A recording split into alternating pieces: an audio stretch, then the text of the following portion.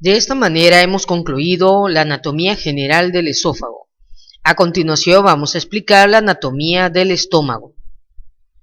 El estómago es la parte del aparato digestivo que tiene forma de una gaita. Se encuentra comprendida entre el esófago y el duodeno. Una característica importante del estómago es un órgano intraperitoneal. Por lo tanto, se encuentra rodeado tanto en su cara anterior como su cara posterior por las hojas del peritoneo visceral.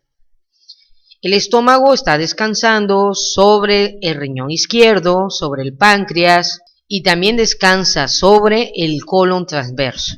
Una característica importante del estómago es que en su curvatura menor contiene una estructura peritoneal denominada omento menor. El omento menor, también llamado epiplón menor, es un ligamento peritoneal que se extiende desde la curvatura menor del estómago hasta el hilio hepático. Por lo tanto, se llama ligamento hepatogástrico. Como lo podemos observar aquí, va de la curvatura menor hacia el hilio hepático. El otro ligamento que conforma el omento menor es el ligamento hepatoduodenal. Como podemos observar, se inserta desde la cara visceral del hígado hasta la cara superior de la primera porción del duodeno, de la porción dilatada del duodeno que corresponde a la ampolla duodenal. Si incidiéramos al ligamento hepatoduodenal, podríamos encontrar los elementos de la tríada portal extrahepática, conformada por el conducto colédoco, arteria hepática propiamente dicha y la vena porta. Otra estructura que vamos a encontrar es el omento mayor o epiplón mayor. Este epiplón mayor, un repliegue de peritoneo, se extiende desde la curvatura mayor del estómago hasta el piso de la pelvis. Como les había comentado, el omento menor tiene el ligamento gastrohepático y el ligamento hepatoduodenal.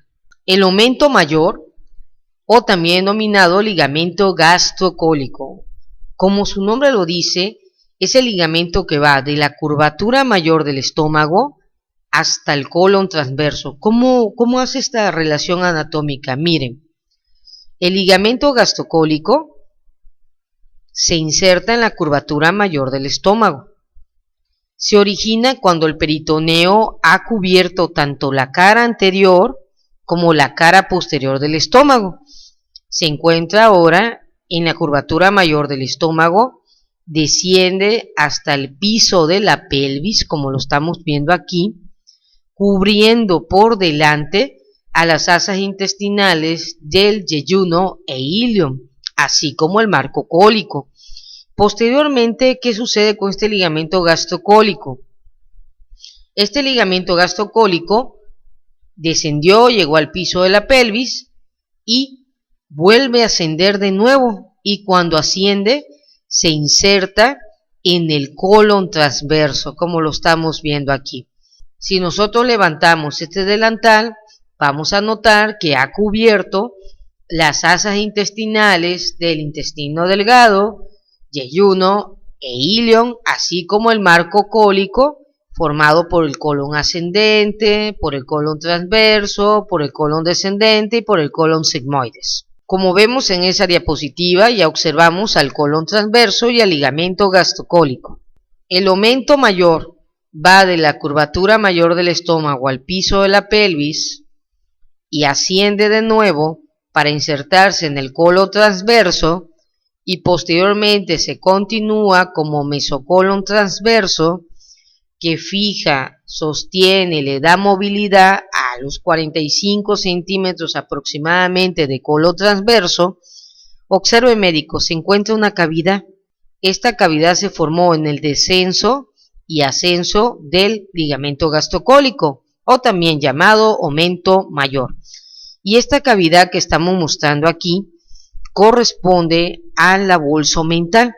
La función de la bolsa omental es permitir que las asas intestinales tengan un libre movimiento en la pared abdominal y no se friccione con la cara posterior de la pared anterior del abdomen. Observamos señalado el mesocolon transverso, la bolsa mental y de nueva cuenta vemos la cara anterior del estómago. Esta cara anterior, como podemos observar, se relaciona sobre todo con la cúpula diafragmática izquierda o hemidiafragma izquierdo. Si hay una cara anterior, también tenemos una cara posterior. Como ya habíamos mencionado, se relaciona con el riñón izquierdo, con el páncreas y con el colon transverso. Vamos a tener una curvatura menor, donde se inserta el ligamento gastrohepático y el ligamento hepatoduodenal. Ambos ligamentos van a conformar al aumento menor. Una curvatura mayor, donde vamos a insertar el ligamento gastrocólico o también llamado aumento mayor. Observamos alcardias, que es la primera porción del estómago, formada por el entrecruzamiento de las fibras musculares del esófago con el estómago, que forma un semiesfínter. Observamos también al fondo del estómago. Este fondo del estómago es la parte dilatada y superior del estómago y se relaciona con la cúpula izquierda del diafragma o hemidiafragma izquierdo. En su interior vamos a encontrar la cámara gástrica. Se localiza en el quinto espacio intercostal izquierdo. Tenemos al cuerpo, que es la estructura que está entre el fondo y el antro pilórico. El cuerpo va a contener a la curvatura menor y a la curvatura mayor del estómago. Como observamos aquí, la curvatura menor y la curvatura mayor. También vamos a tener el antro pilórico y el conducto pilórico. Tanto el antro pilórico como el conducto pilórico es una región infundibular. Parece un embudo, miren, su base es aquí y el vértice inferior. Y se localizan estas estructuras a la altura del noveno cartílago costal. Acuérdate que el fondo estuvo en el séptimo cartílago costal y el antro pilórico y conducto pilórico a la altura del noveno cartílago costal. Esto corresponde aproximadamente a la altura de la primera vértebra lumbar. En esta imagen observamos el fondo del estómago, el cardias, la curvatura menor, la curvatura mayor, el cuerpo, la incisura angular, es el límite anatómico entre el cuerpo y el antro pilórico. Observamos el antro pilórico, el canal o conducto pilórico y en la porción distal se encontrará el píloro.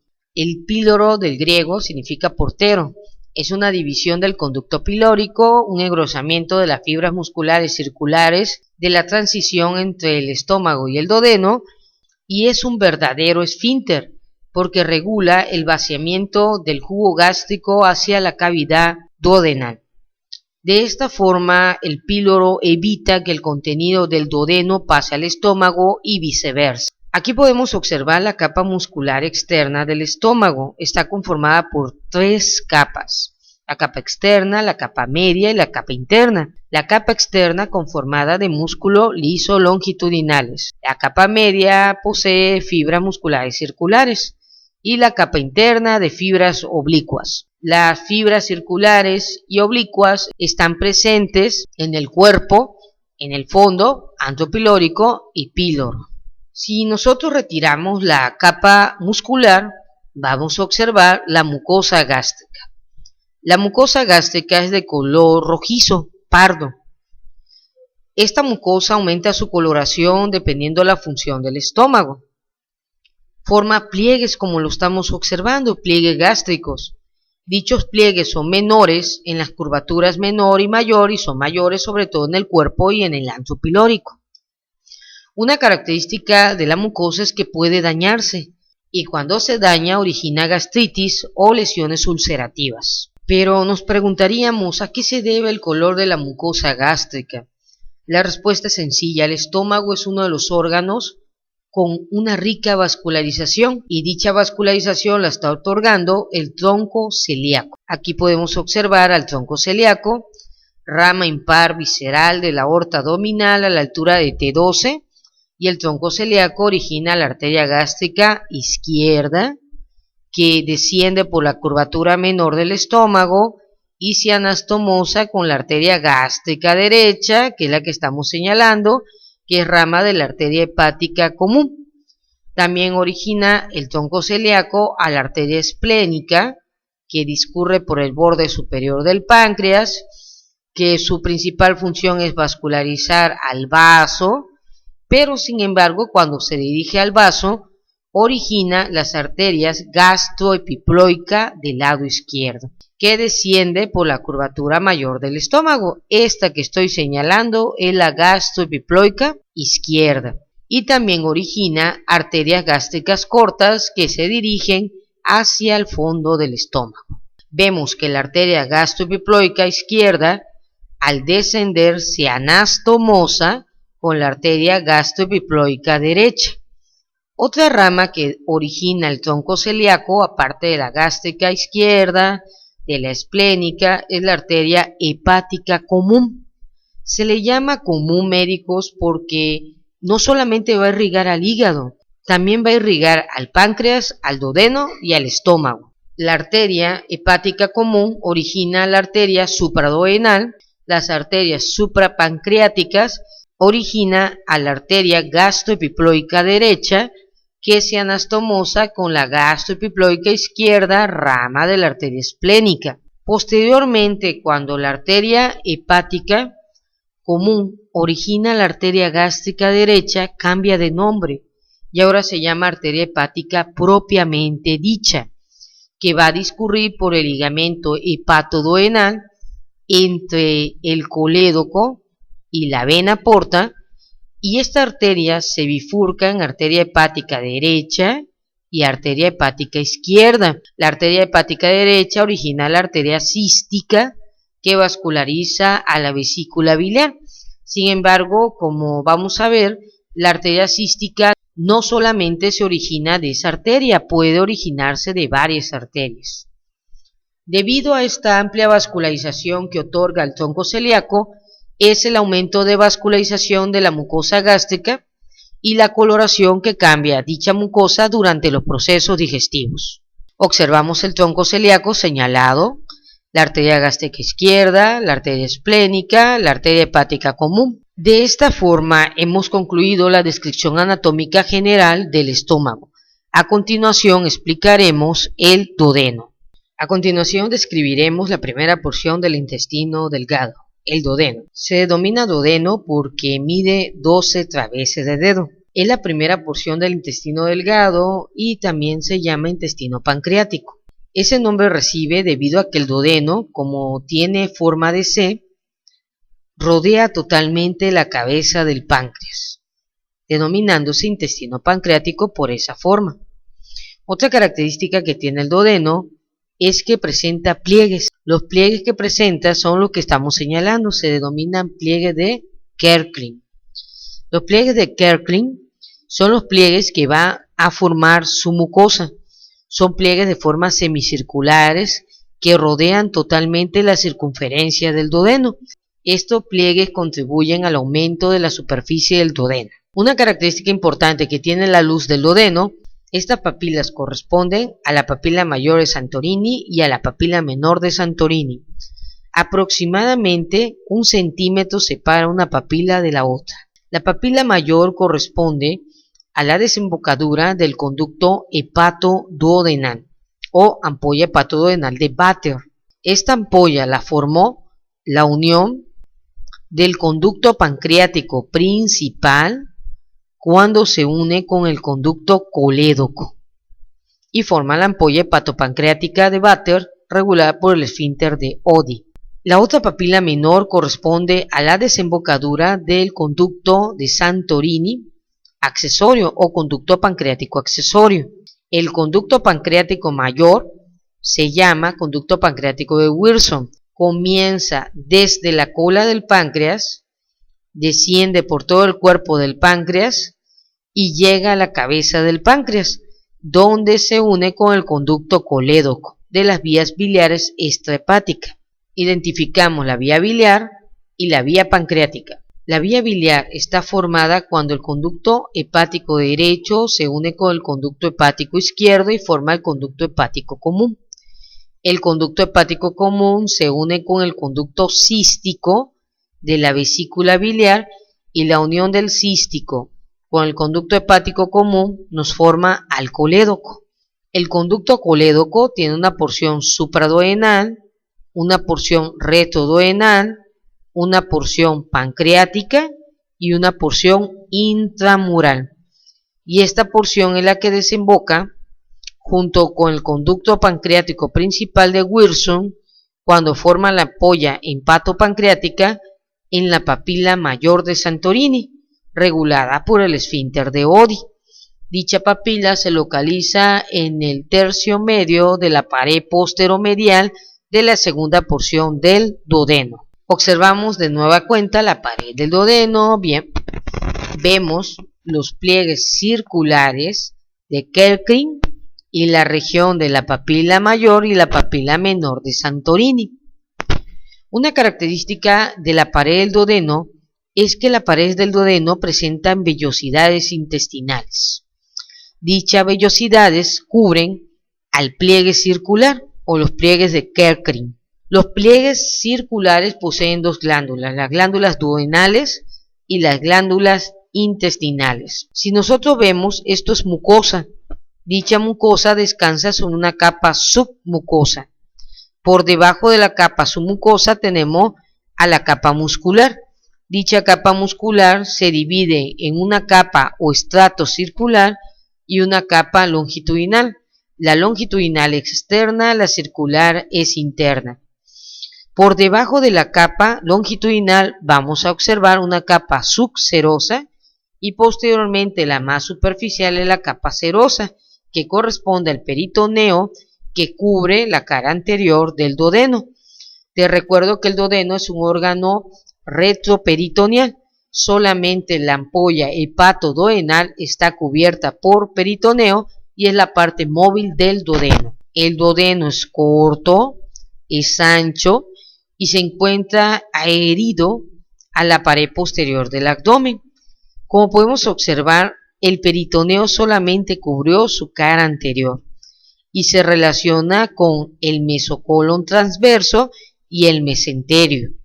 La única parte que es móvil del duodeno es la ampolla hepatoduodenal. Dicha movilidad es otorgada por el ligamento hepatoduodenal. Otra característica importante del duodeno son sus porciones. Observamos la primera porción del duodeno o porción superior. De esta porción corresponde 3 centímetros aproximadamente al bulbo duodenal o ampolla duodenal. Esta ampolla duodenal es donde se inserta el ligamento hepatoduodenal y le otorga movilidad. Es la única porción que tiene peritoneo. Posteriormente tenemos 2 centímetros que forma parte de la primera porción del duodeno. En total 5 centímetros para la primera porción o porción superior. Posteriormente vamos a tener la porción descendente. Esta porción descendente mide de 7 a 10 centímetros. La podemos dividir en tercio superior, tercio medio y tercio inferior. En el tercio medio tiene la desembocadura de la papila mayor y menor de Santorini. La tercera porción del duodeno corresponde a la porción horizontal o transversa. Mide aproximadamente entre 8 a 10 centímetros de longitud y pasa de manera transversa a la altura de la L3. Esta porción transversa u horizontal se continúa con la porción ascendente o cuarta porción. Esta mide entre 5 a 4 centímetros de longitud. Esta porción forma el ángulo duodeno-yeyunal. Dicho ángulo es sostenido por el ligamento suspensorio del duodeno. El siguiente tema corresponde a la flexura duodeno-yeyunal. Observamos en esta imagen al duodeno y a la flexura duodeno-yeyunal. Es un ángulo que forma la cuarta porción del duodeno con la porción proximal del yeyuno. Dicho ángulo, como habíamos platicado, es suspendida por el ligamento suspensorio de Treis. Aquí lo observamos.